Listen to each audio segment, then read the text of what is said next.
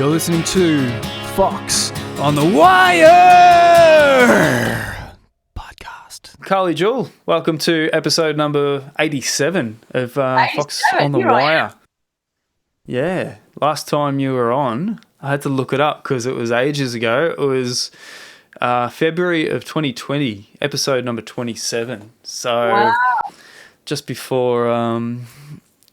certain things changed and things got a bit harder. So, what's been happening since then? Lots, I bet. Man, lots.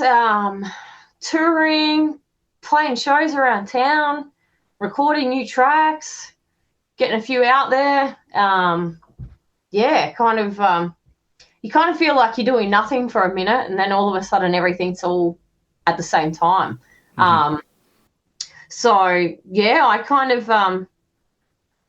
I would have released, what did I release after I speak to you? Probably like Dancing with the Devil, I think. And then I went on to Trouble We Are, did some shows around that. I think after lockdowns, I took off and went over to Adelaide, did a show over there right after midnight, a couple other bands. Yep. And then what did I do? I booked in my first tour to Japan, did that. Well, from memory, I think we talked about, because you had a Japan tour booked around that time, and I think, did it get cancelled because of the pandemic? Yeah, it did. Originally, I had booked to do a month over in the US. We were going to start in LA and go all the way over to Texas with a couple of other bands that we know from over there. And then Japan kind of came about, or was it around the other way? I think I might have booked Japan, and then I got offered an opportunity in LA or something, and I was looking at booking, like two big things, and then, the world just shut down, and then we come out of it, and I think I released a couple of songs and, just decided I'd give Japan a go, and haven't looked back, just keep going back there now. Yes, I've noticed, I think you were there fairly recently. What's your love affair with Japan? Like, obviously, it looks amazing. I've never been there, but I want to go there. Yeah, it's the vibe, it's the love of music, it's the appreciation. It's just unreal. I've heard it's like that in Europe as well, It's just, for me as an artist, it's cheaper to go to Japan than go to Europe. Yeah. And I know a lot of bands over there now, and we have some really good friends that we've met and we've just stayed in contact, and once I went there, I just kind of knew, when you kind of, I guess, we'd been traveling to the States, for a long time, and, we really made a good circle over there and got a good following and, some strong connections with some bands over there, and we're still close. But after going to Japan, I was like, man, it's a hard slog in LA, even though we're a standout band because we were from Australia. But it was just like our second show in Japan. It was just like, I just kind of found my home in music. I mean, I know I've got a home here in Australia, but it was just different. And it was the first time that there was no... I think I really just got to be my art that I create. It was I can't explain the feeling and what was happening on stage. Like, it was just this energy that locked in with the band and the people that I'd never experienced at that level. Maybe it's because I haven't done shows like that, before. But I was just like, I think Shannon looked at me and was like, Collie, are we famous? I was like, dude, what the fuck's going on? I don't know. They were following us from venue to venue, and like even the bands, they would drive to bring you food and drinks and, wish you well. And I'm like, we just caught a bullet train, and then I realized this guy had just driven from Tokyo, and I was like, and then he's like, I can't stay, we've got to go back, but this is from all of us bands on the first night. We just wanted to wish you well. And I was like, oh my God, they meet us at the train stations with donuts and coffee, and I'm landing back in Melbourne going, who's going to have coffee for me at the airport? No one. I think, and even the lineups over there, here in Australia, it's all about, it's got to be the same kind of sound to work on that lineup. Over there, I'm playing with like these idol artists to death metal to doom to traditional Japanese bands, and it just works because it doesn't matter what it is. There's an appreciation for music and your art, and they're so proud. It's like, I've never been in a room full of people so proud, lifting each other up, you know. It's just, and I think that connection was even more special, man, because we don't speak the same language, but we speak music, you know. Yeah. And it was all about it was just like this heart energy, man. It was, even Aaron, obviously he'd been over there with his band, and he said to me, your first time, he's like, I don't know how to explain it. He's like, it's almost spiritual. And I understood that afterwards. Just about being in Japan, the culture, the being so proud, and just being so proud and having so much pride in what you do. And the respect they have is just on another level. And I was like, if everyone could just go to Japan and bring a little bit of that back, like, we would be so much better. Yeah, music, the universal language. I was going to ask you about, you know, the language barrier, because, I mean, I grew up with my favourite bands like, you know, Guns N' Roses and Ozzy Osbourne, and the live DVDs and stuff that they released were often filmed in Japan. And I'm like, you know, obviously they must love their music over there in Japan, and the language barrier, they just, I don't know, they just get around it. So, yeah, was there, like, even just in basic communication, you know, talking with people in the venues, was there a language barrier, or you just... Look, a lot of them to a certain degree speak some English, so, you know, most of it you can kind of get through it. And over there, like, even when you go out for dinner and stuff, like, everything's in pictures, and it's not uncommon for, like, when a Japanese person walks into a restaurant, they don't really have to say a lot. They just don't. We speak too much. We say too many words. You know, it's okay to just go in and sit. You can just point at what you want. That kind of stuff's cool. I do have a tour manager who lives in Japan. He's actually from Canada, but he speaks fluent Japanese.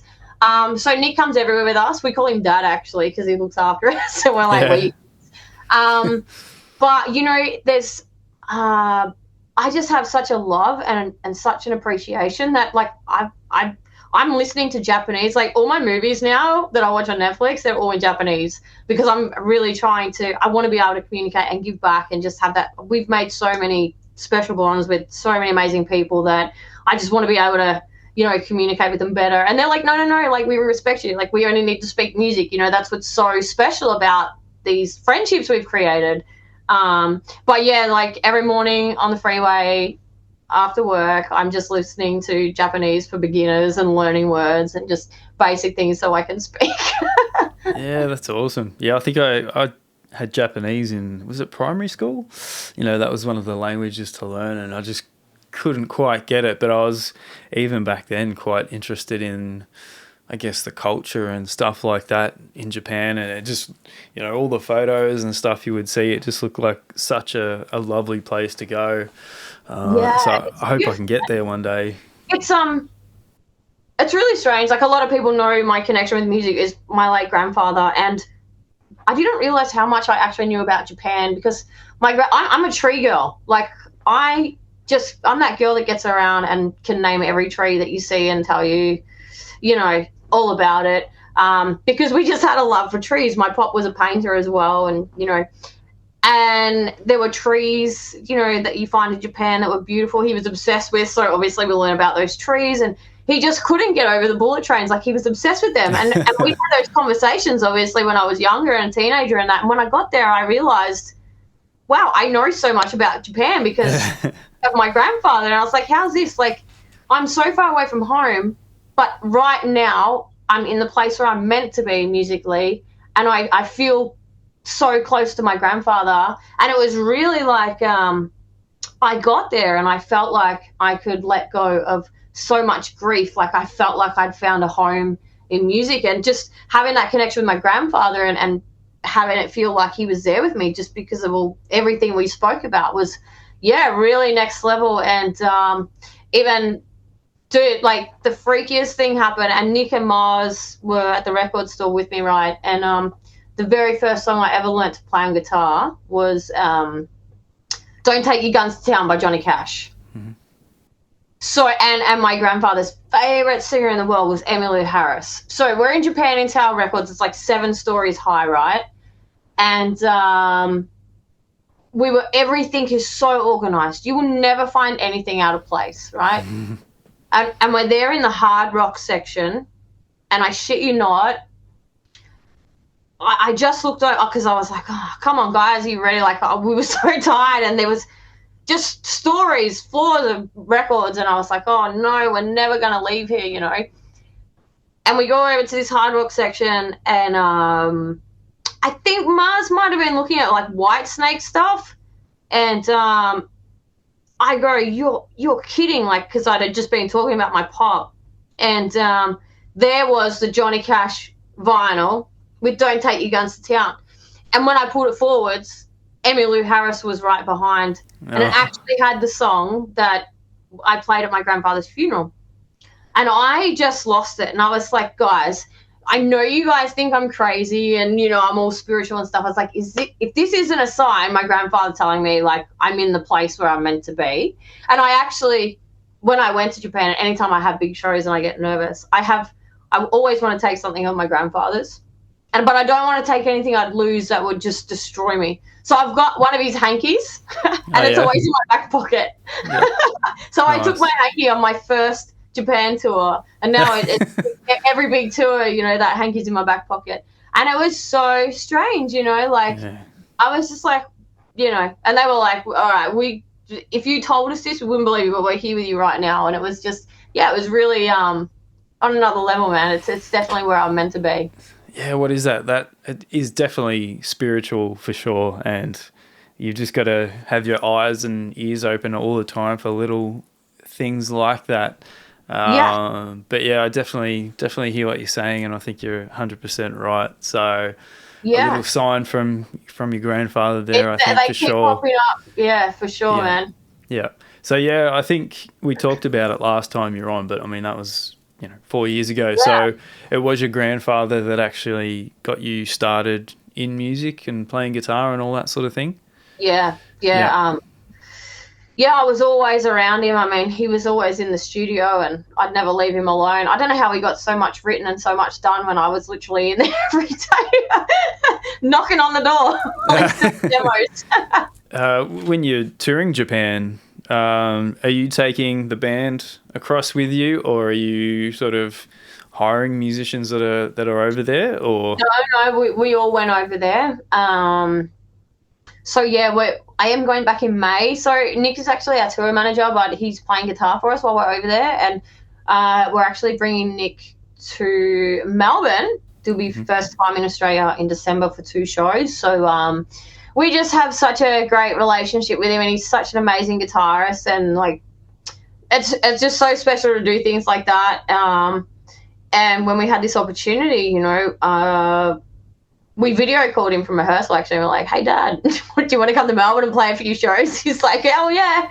So we've locked that in, and I've actually got Nick playing guitar on one of the new songs I'm recording next month. So yeah, we're going to do a film clip, and then when we head back to Japan, it's going to be pretty cool to have Nick play on that song and have a video to release, and yeah, it's something really special, that we get to do together.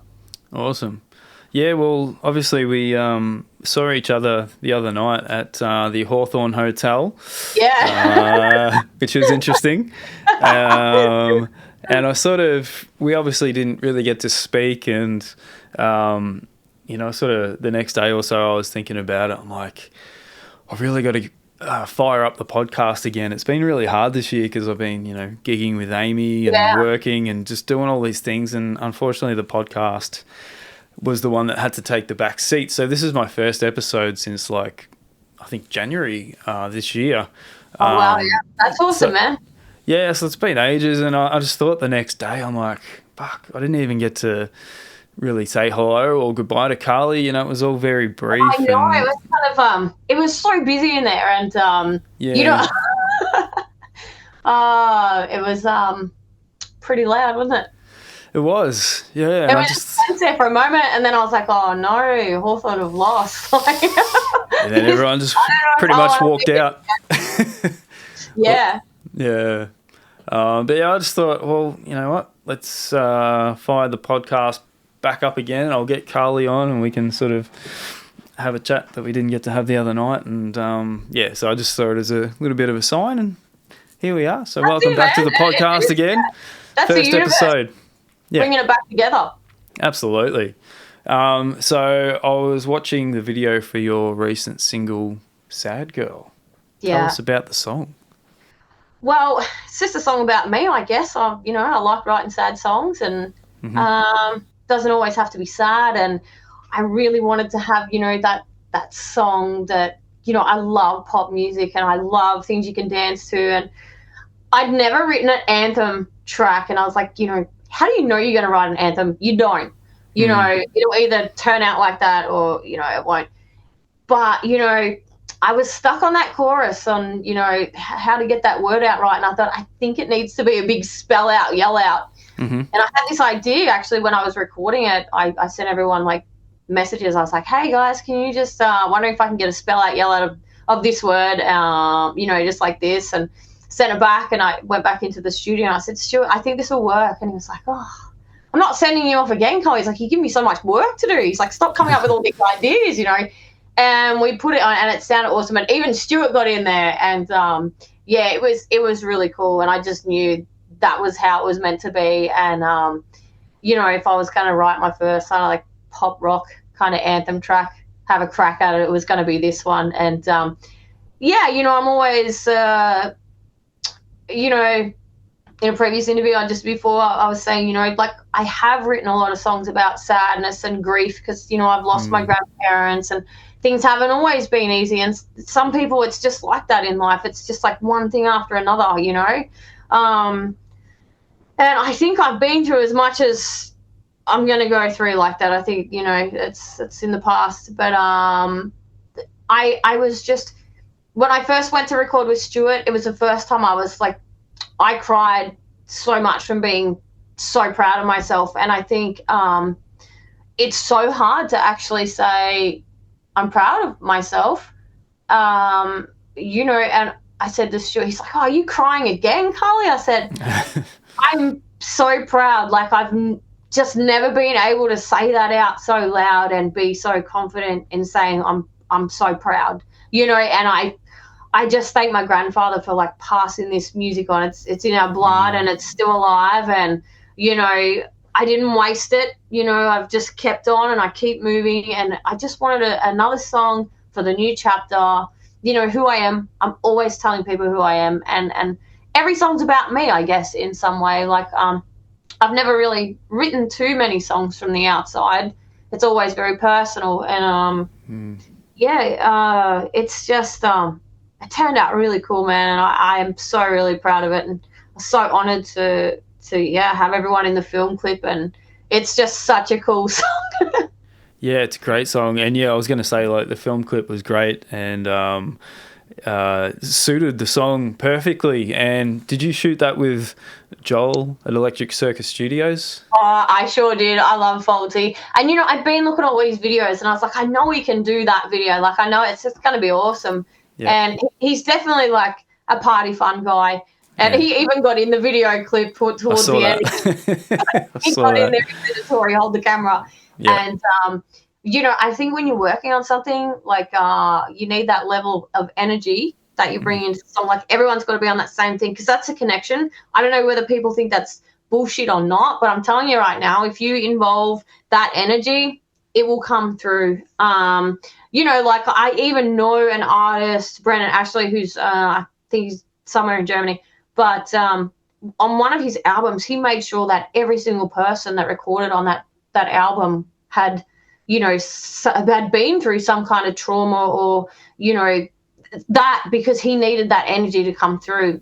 And how do you play that stuff if you don't understand it, if you haven't been there, So to have Jewell in those, fun party videos is just what I needed. And man, he did a good job. And we actually changed times a few times. Like, it was going to be at 2, then it was going to be at 6, and a lot of people couldn't make it. So there was probably about like 16, 17 of us there, and Joel's like, don't worry, mate, I'll bloody make it look huge. And it did. And I was like, it did.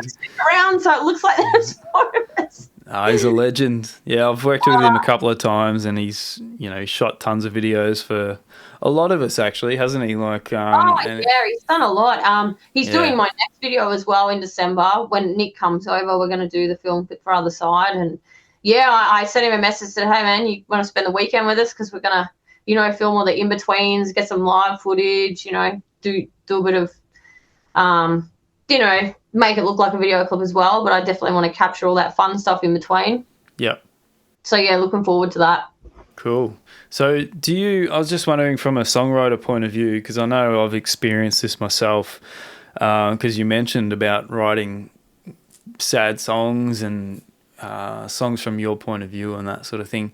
Do you sort of get sick of writing sad songs? Or... Oh, no way. Even today I was talking to, Michael at work, and because I'm going back to record, I'm still writing now. I have my songs to record, but I'm writing every day because I want to make sure that I don't have that best song in there, just in case I get home and then this song comes out. So I'm really trying to get it out. And I said to Michael, I almost, I embrace those days where just like shit falls apart and it's just brutal, because like you get really good inspiration.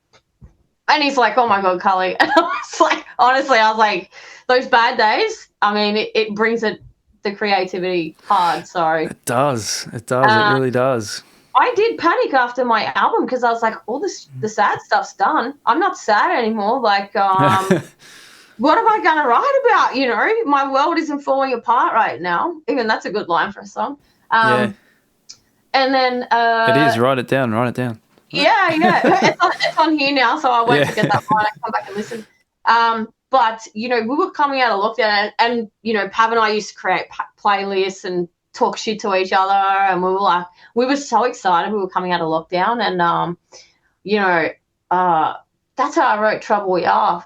I think it was like, I was just kicking back on the couch, just knowing that, we'd booked a show and we we're just about to come out and release stuff, and I was like, here we are, we're at it again, So that was like my first song I kind of wrote, not being without any sad feelings. There was no anything. It was just exciting times, and then it kind of shifted it to that next level. I was like, wow, I can have fun with this now, Yeah. Yeah, it's such a creative mindset, and I think it comes from, well, if I speak from my own experience, I always turn to my guitar, and, it's like a diary. Yeah, it's just, when I'm sad or upset or whatever, I just turn to my guitar and even if it's what comes out. You're coming up with stuff, like it's so healing, and when I did my album, I think that's when the power of music really hit me. Like, it got me so much that I was so overwhelmed. I sat in the car for nearly an hour just crying because I was like, I've done a real life album. But when I walked out of there knowing that very last track was done, and it was September, and I cried the whole way through it, and I said to Matt, I can't sing it without crying. Like, it's taking me to a place where I was. I wrote that on real life experience when my grandmother passed away. It's brutal to the feelings. And once that was done and I never had to record that song again, I was like, it was just like this chapter had closed. There was so much healing and it was just done. I could move on now. Yeah. But I was able to do that through recording it. And it was just recording the album was hard work. I mean, you're going from up and down and you're crying and you're going back to the place where you felt when you wrote it, or there's that, all that energy. It's such an emotional thing to do. Yeah, it's just very healing, like you said, and it's like a diary. And I think, once you get it out and you get it down, sometimes you don't even need to perform it again, or that's it, man. It's just something you had to get out of you, and through music was the only way to sort of get it out. Otherwise, it just festers in you. It definitely was how I coped. Yeah, it's such a gift, music, and I know I've spoken about this like with so many different people, but it's so true, and I think we all experience, that sort of same feeling in our own way. It's just such a gift. I find that also, like, just writing songs is very spiritual, because sometimes I feel like I write my songs, but then they just come out of nowhere. It's like a deep thought that you hear, but where am I hearing it for? Like, it's so soulful, and then I'm like, this is why I got to carry the lyrics around forever, because now I'm learning my own song because I just kind of heard it. Yep. It's like you just know. Like, I never know what comes first, like the melody or the song. It just all of a sudden it appears, and like some of them just happen. Like, I can write a song in 5 minutes. If I'm working on a song for days, it's probably going to be shit. Leave it, and maybe in a couple of years, whatever was meant to be, it'll fall into place with what I was working on. So I don't, if it just comes about. But even that blows me away, because, like, I don't know how it happens. Yeah, sometimes it's really cool. Like, you put down an idea, whether it's just a verse and a chorus or a riff or whatever it might be. Yeah. You put it to the side and come back to it in a year or two or whatever, and it's just totally fresh again, and you're like, oh, wow, that's really cool. And then you grab it, finish it off, and it's just cool having that sort of bank of, unfinished songs and ideas. Yeah, I've come up with stuff like 4 years ago, and I was like, I didn't know what its purpose was. Like, it just didn't, and now I'll put it on the album because now I know what it was about. It's just weird how you tell yourself what you need for the future. Yes, very strange. Yeah. So what have you got coming up for the rest of this year?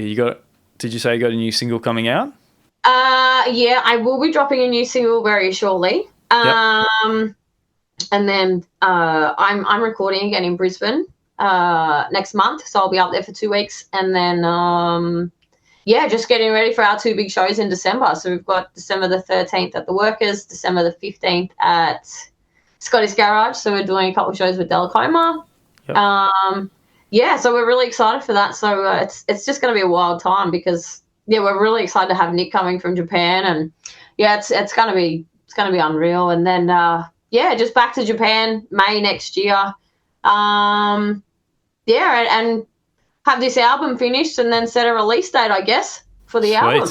My second album. I can't believe I'm actually just doing that. Very exciting. Very exciting. Well, congratulations on Sad Girl. Congratulations on this new single coming out. We'll be waiting for that one. And a pre-congratulations for the second album. Look forward to hearing that as well. Thanks so much, man. I know I've only got 5 more songs to do for the album. I'm already thinking about the third album, because I write too many songs. I'm like, slow down, you're too broke, you're an original musician. It's not a bad thing. It's not a bad thing. Or I know, yeah. So the next song I'm releasing, it's a little bit different. It's I kind of wanted that movie song feel, and it was just something I wrote about when I was homesick. I actually wrote it nearly like 6 years ago, but I never had a producer. I never had anyone that I trusted to record it with, because I was like, I can't lose what I had. Like, I need someone to understand my weirdness. Like, I'm outside the box. And when Stuart heard it, he's like, I just kind of have to keep it exactly what you've done.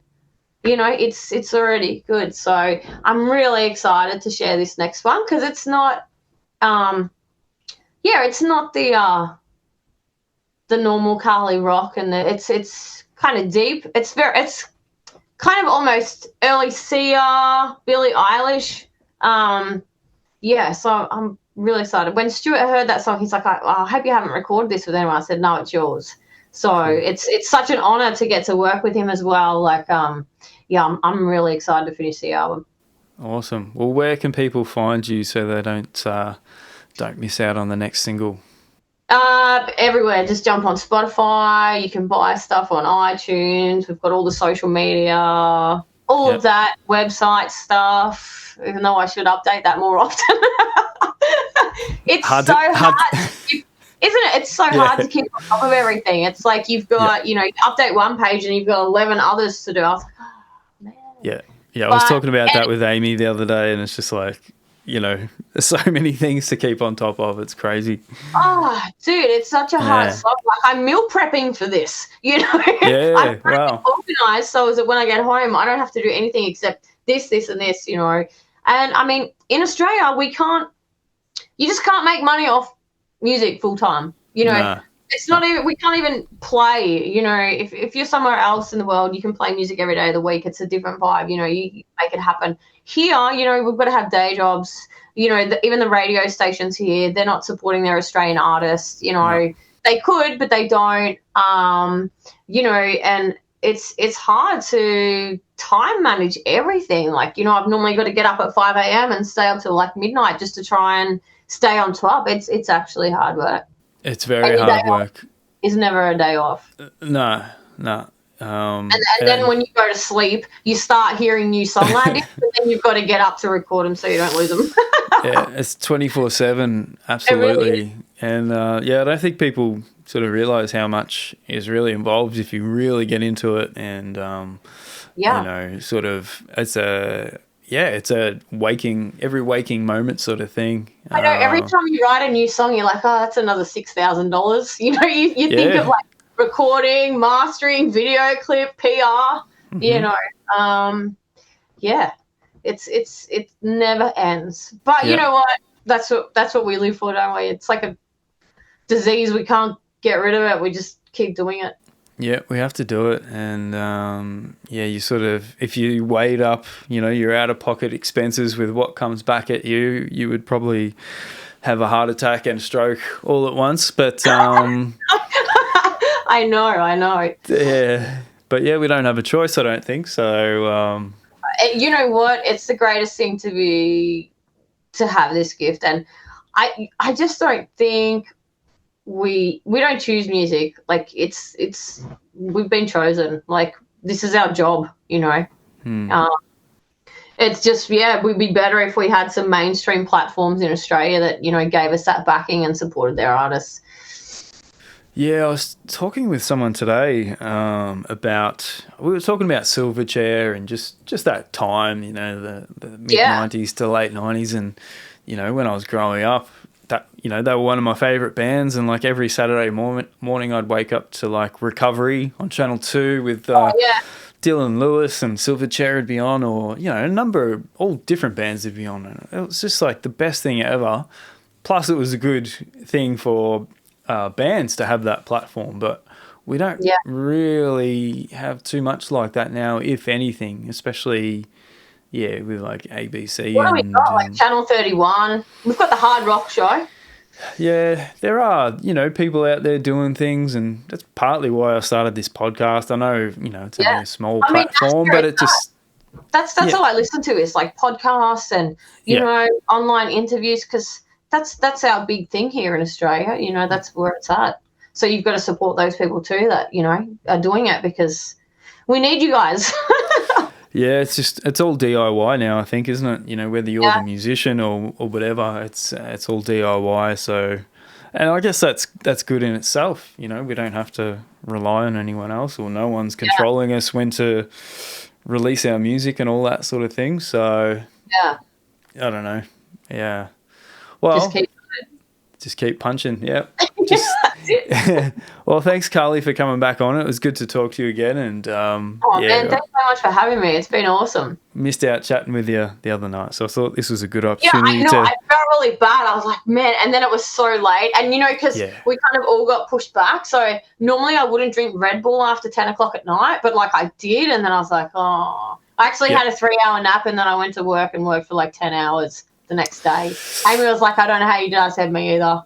Yeah. But I got an hour to record. You just keep on keeping on. It's just zombie mode. You just do it. You get used to functioning in zombie mode, I think. And it's not always fun, but have to do it, I guess. Yeah. Well, I'll put links to all your socials in the bio, in the comments below, and people can go and check you out, and we'll eagerly await your new single. So it was nice to talk to you, Carly. Thank you for coming on. Thanks so much. And we'll see you around again soon, I guess. Yeah, I'll be around. Yep. Cool. Thanks for tuning in, everybody, and welcome back to Foxx on the Wire. Got a few more episodes coming for you, so stay tuned. Cheers.